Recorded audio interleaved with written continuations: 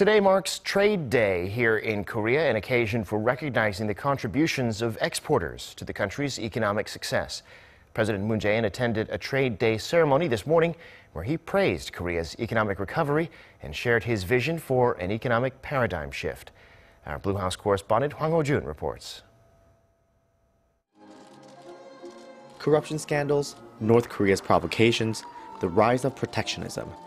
Despite internal and external factors that could have held back Korea's economy this year, President Moon Jae-in commended the nation for overcoming those hurdles and achieving an economic upswing for the first time in quite a while. 특히 무역인 여러분은 어려운 여건 속에서도 불굴의 의지로 수출을 오히려 크게 늘렸습니다.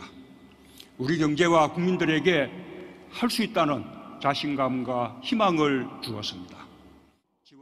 In light of the annual trade day, the president noted Korea's total trade volume had exceeded $1 trillion for the first time in 3 years, now the sixth largest in the world. He noted that the global market share of Korean products is reaching a record high and that it's likely the nation will secure GDP growth of 3% by the end of this year. While he praised the efforts of local exporters that contributed to the economic recovery and acknowledged that they have long been the drivers of Korea's economic growth, he did say that a paradigm shift is necessary to ensure that growth is sustainable. 이제 우리 무역 정책도 새로운 시대에 맞게 변화해야 합니다. 양적인 성장을 넘어 포용적 성장을 이루도록 발전해야 합니다.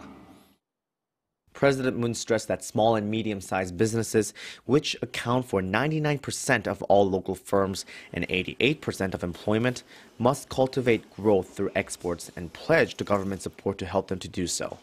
He said the government will look to reform Korea's regulations to boost R&D investment and called for more cooperation between SMEs and conglomerates. There are future hurdles to Korea's exports, namely rising global oil prices, trade protectionism, a stronger Korean won, and rising interest rates. To deal with those, President Moon pledged to expand Seoul's economic boundaries and its global cooperation, emphasizing the need to diversify Korea's export markets. President Moon stressed the need to create more jobs through the increased exports, and by doing so, he said it's not far-fetched for the nation to look forward to an era when trade volume surpasses $2 trillion. Hwang Hojun, Arirang News.